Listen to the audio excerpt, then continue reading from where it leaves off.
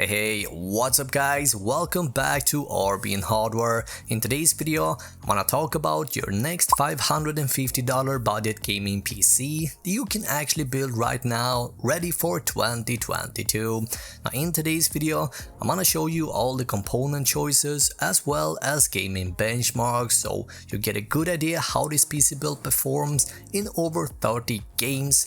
For the latest and best pricing of each PC part, have a look in the description where you find everything listed. So with that said, let's start with our processor, and for this build I've selected the 6-core and 12-thread Ryzen 5 5600G APU.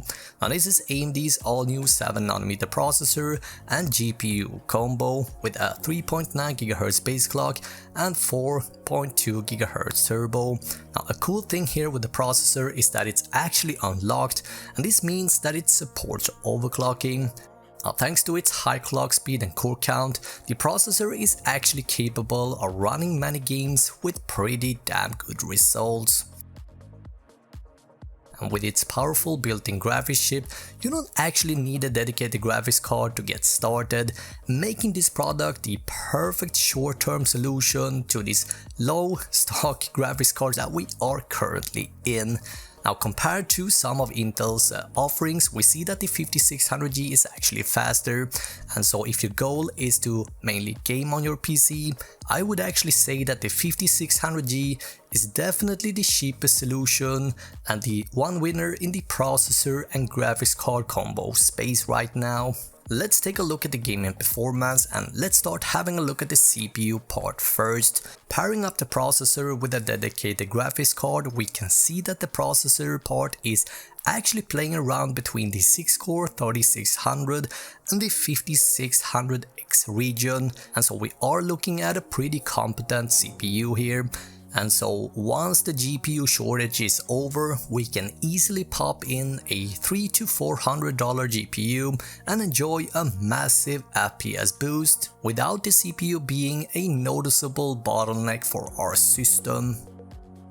Let's move on to the onboard GPU part and looking at the Vega 7 GPU performance. Now, as long as you're fine gaming at 900p, after running through around 36 games in total, we can see that you can expect between 30 to 40 FPS for more demanding titles and up to 80 to 100 FPS for less demanding games. Pretty impressive numbers. Now, if you are looking for high numbers here guys, I recommend hiring your budget a bit. I recently released a $600 PC build and you find that video linked up down below. I want to remind you guys that yes, we do also get a cooler with the 5600G as well, and so for the $240 you're paying, you're getting massive amount of value in return. With that said, let's move on to the motherboard, and for this one I'm picking the ASRock B450M Pro 4, coming in at around $90.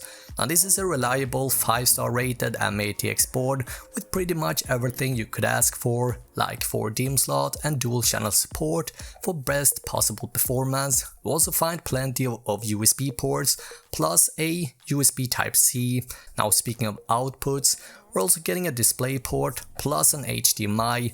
This allows you to run your favorite game at a high refresh rate without the need of a dedicated graphics card. If you are getting any value and you want videos more often, please smash the like button, subscribe and turn on the notification bell so that you know exactly when new content is released. Let's move on to system RAM, and because of the way that these APUs are made, picking up a fast RAM kit will result in higher frame rate, as the system basically needs to allocate some of its system RAM to the built-in GPU, and so basically faster RAM speed equals faster video RAM equals higher FPS. Here I am picking the Team Force 16GB dual channel 3200 MHz CL16 kit, currently selling for $58, and this makes it one of the best price to performance kits currently on the market.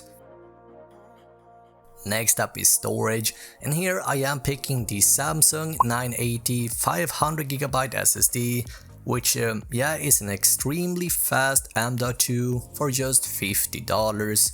Obviously you can also pick a 1TB unit as well. but 500GB is definitely a good start. Next up we have power supply, and for this kind of build I would say 500 watts of power will allow you to pop in a Radeon 6600 or an RTX 3060 GPU, no problem. 80 plus bronze efficiency certification is always nice, and I'm very happy that this one actually ticks all those requirements, and it's also coming from a VGA, which is a quality brand. And finally, let's take a look at our case, and for this build I ended up going with a chassis with great cooling and airflow, not only allowing for low APU temperatures, but I'm also considering a future graphics card here for this build as well. So this $70 case from MuseTech ticks all those boxes. It comes with 5 RGB fans, a mesh front and a tempered glass side window. Now if you are unable to find this case in your region, I would highly recommend the Cooler Master MB320L as a potential secondary option. Keep in mind though guys, for the RGB to work, an ARGB controller is highly recommended, and you'll find this linked up down below. Now with that said, here's what the final part list is looking like, and you find all PC parts listed down below. Now if you are looking for a complete step-by-step guide how to put a PC build like this, I actually got several Ryzen 5 5600G builds up on the channel, and you do find my recent one linked up down below. Now this video took a lot of time to complete, so please leave a like or a dislike, and make sure to subscribe to never miss any of my future gaming PC builds. Thank you guys for all the comments. I will see you guys in the next video.